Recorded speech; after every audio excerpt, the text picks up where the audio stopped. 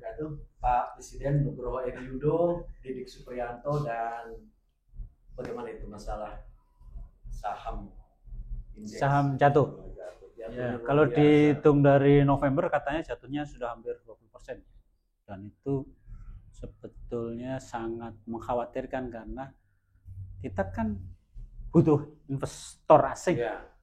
Nah, kemarin kejatuhan itu sebagian besar karena investor asing lari. Karena investor asing yang datang lewat bursa saham ini akan berpengaruh positif terhadap investasi langsung. Dan itu yang memang kita butuhkan. Untuk menutup defisit, untuk ini, untuk itu macam-macam lah. Ketika posisinya seperti ini dan kemudian lembaga pemeringkat juga mulai menilai negatif, agak pesimis nih Pak Presiden. Ke depan kayak apa gitu. Dalam arti bagaimana membangun investasi untuk menggerakkan ekonomi kita yang stagnan. Apalagi targetnya 8%. Ya. Itu kan sudah panjang analisa dan segala macam masukan dari mana-mana. Yang menurutku sekarang harus diambil Presiden, langkahnya diambil apa atau yang harus dilakukan Presiden? Ya, kalau mau bikin kebijakan itu dipertimbangkan masa-masa. Sehingga sekali diputus bisa terimplementasi dengan baik, tidak mendapat reaksi negatif dari masyarakat, juga tidak mendapat reaksi negatif dari pasar. Nah, sejak kebijakan pertama keluar, efisiensi, terus kemudian yang terakhir ASN, itu kan semua mengundang reaksi negatif. Dan kemudian untuk menyenangkan rakyat diubah. Nah, kebijakan yang diubah-ubah ini juga mempengaruhi perilaku pasar, perilaku ekonomi kita ya, dan bukan hanya kita, maksudnya terutama yang asing tadi ya, karena tidak ada kepastian. Nah, makanya menurut saya paling penting buat Pak Presiden adalah bagaimana ketika membuat kebijakan itu benar-benar fix, dipikir masa-masa, implikasinya apa, dan kemudian bisa dijalankan. Dengan cara seperti itu ada kepastian ke depan. Kalau sudah ada kepastian, kan membuat orang tidak ragu-ragu untuk investasi, untuk ini, untuk itu. Yang penting sebenarnya buat aku ya, buat gua, pemerintah itu mendudukkan soal.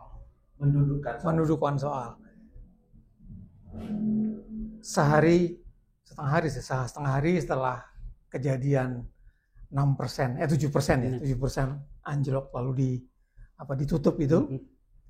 Yang dilakukan pemerintah adalah membantah bahwa ini ada kesalahan.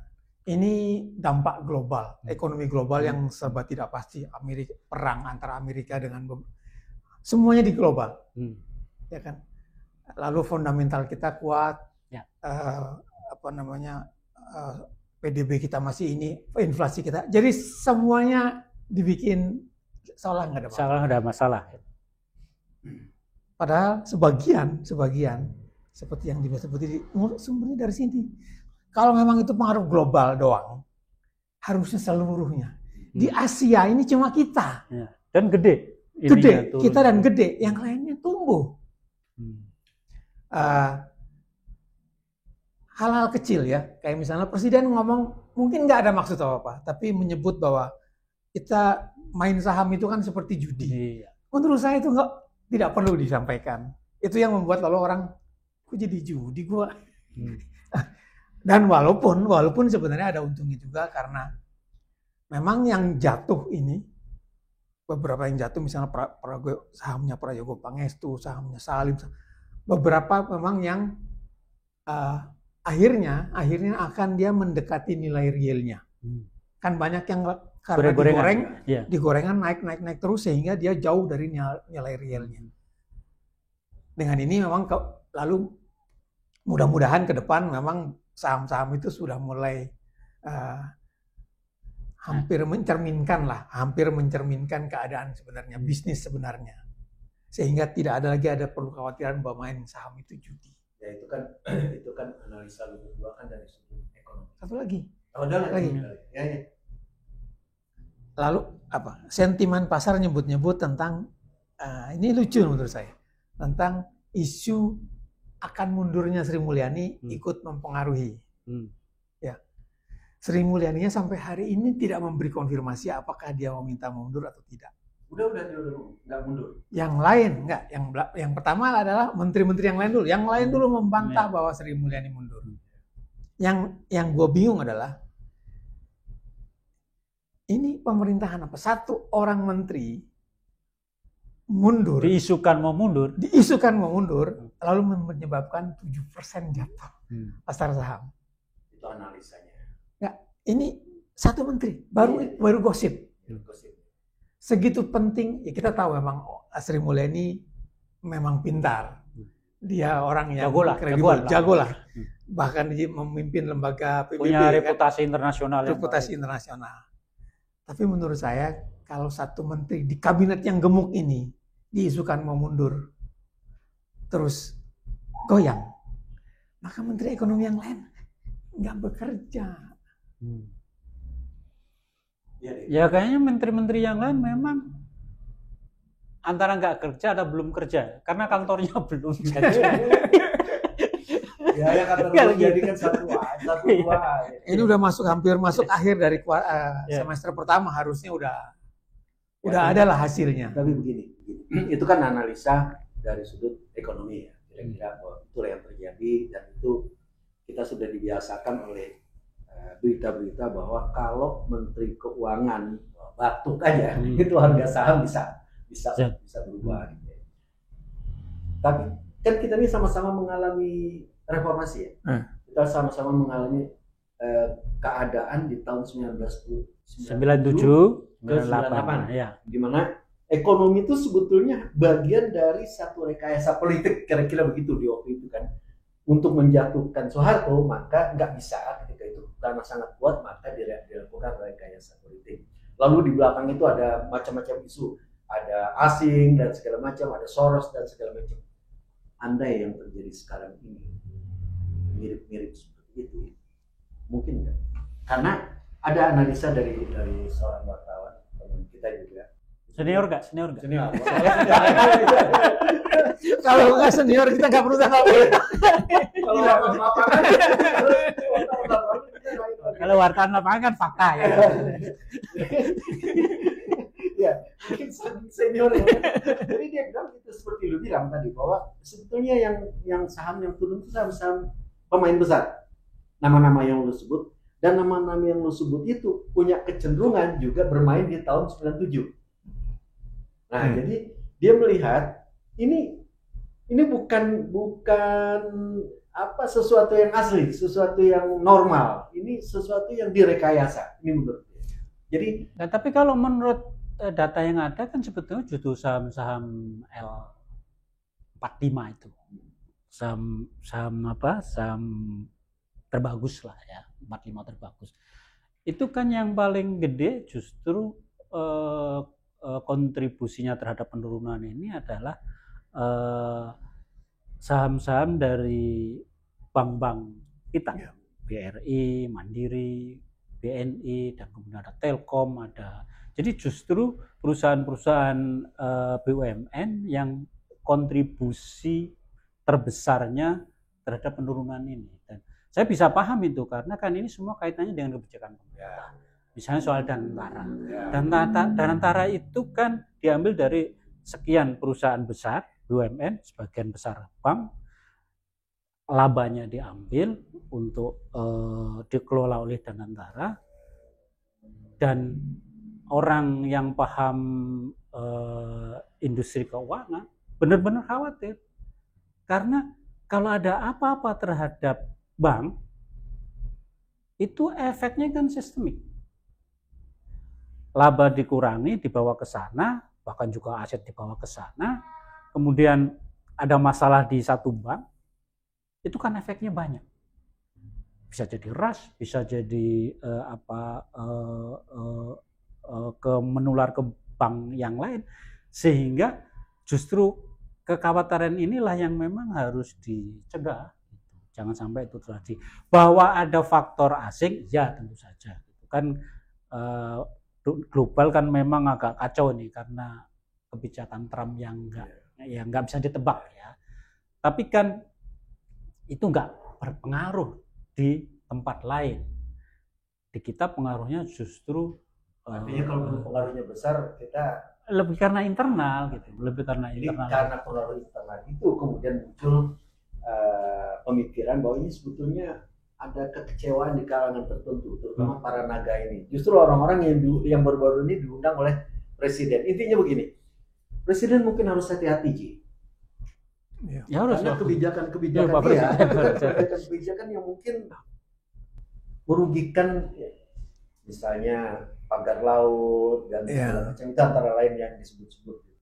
Atau memang karena mereka juga mengkhawatirkan bisnis besar dia, karena nggak ada kepastian ke depan gitu. Jadi bukan hanya persoalan-persoalan yang sudah ada, tapi ada hal-hal besar yang kita nggak ngerti. BRI itu sahamnya itu saham yang paling banyak melibatkan rakyat jelata. Ya. Makanya disebut saham BRI disebut saham sejuta umat. Betul ya. Jadi agak susah misalnya memainkan saham BRI untuk kepentingan politik. Karena biasanya yang terjadi adalah kalau ada gejolak, BRI akan ikut itu karena pemegangnya rata-rata pemegang kecil-kecil, pemegang orang seperti saya. Duduk. Yang pokoknya memanfaatkan tawaran-tawaran yang di itu. Anda bagian dari konglomerat. Tapi kejelasannya tadi karena disebut ya. Karena disebut Anda juga disebut Danantara itu juga kan larinya ke Danantara. Danantara itu kan mengelola aset BUMN yang tidak jelaskan mekanisme kerjanya. Kayak sekarang ini contohnya nih. Salah satu sumber keuangan negara yang bakal masuk adalah keuntungan dari bank. Bank kita punya 3 bank besar. Nah, punya pemerintah, Mandiri, BRI, sama BNI. Itulah hasil 3 bank itu sangat signifikan untuk menyumbang APBN. Setidaknya APBN di semester pertama.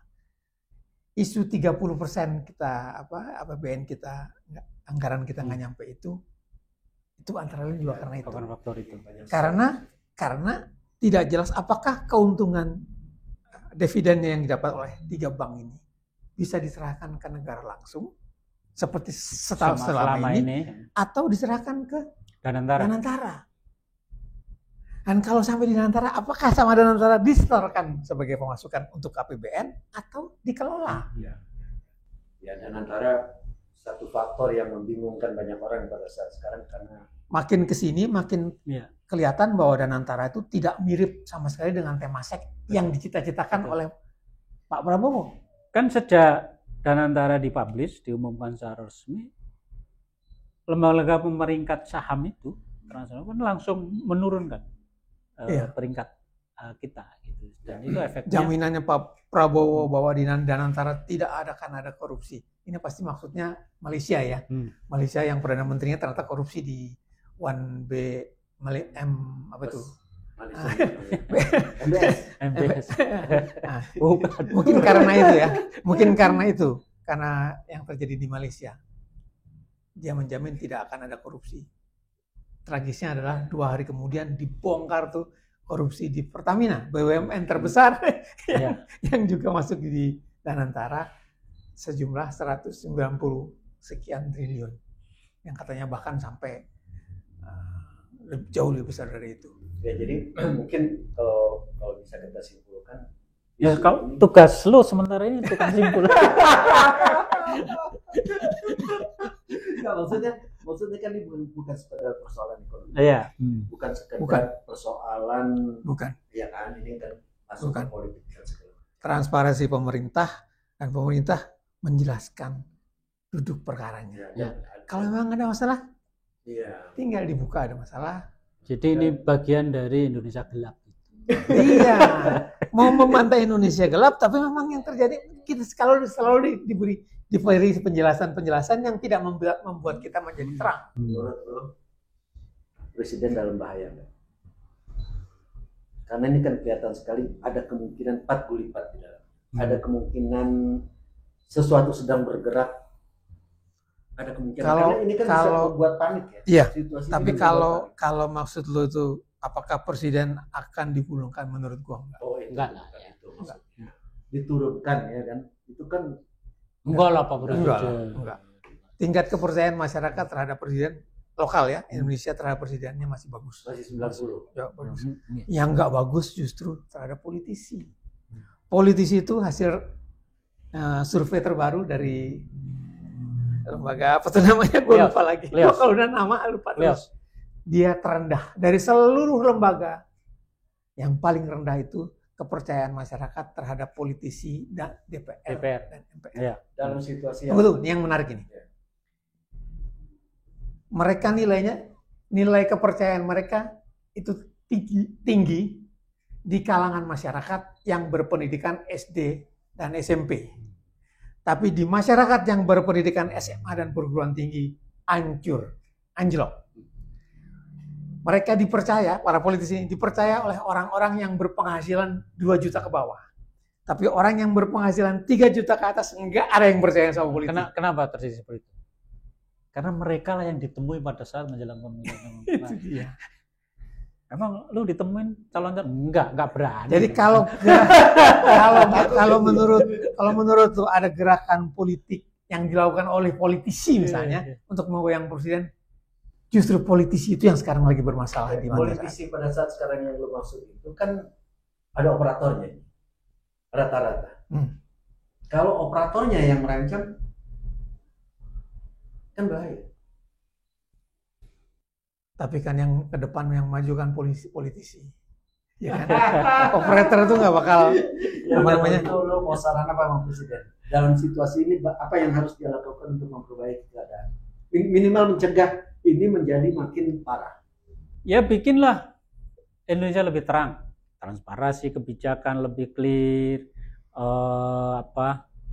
tidak perlu menyampaikan pernyataan-pernyataan yang memang bisa diinterpretasikan macam-macam. Kemudian Melibatkan banyak orang dalam pembuatan kebijakan. Presiden mau rekonsiliasi dengan segitu banyak partai. Apa salahnya kalau Bapak melakukan segitu banyak dengan para ekonom, para pengamat, para apa? Pasti kita dapat polisi yang lebih polos sih. Termasuk ekonomi-ekonomi yang memang kritis terhadap selama ini ya. Kan biasanya kecenderungannya pemerintah sebelumnya ya. Itu kan ekonomi yang kritis dijauhi. Padahal justru kekritisan itu penting untuk memperjelas, memastikan rancangan kebijakan ini kalau diputus benar enggak kan gitu. Baiklah, Anda sudah mengikuti. Terima kasih. Wabillahi taufiq wal hidayah. Wassalamualaikum warahmatullahi wabarakatuh. Terima kasih, Ji.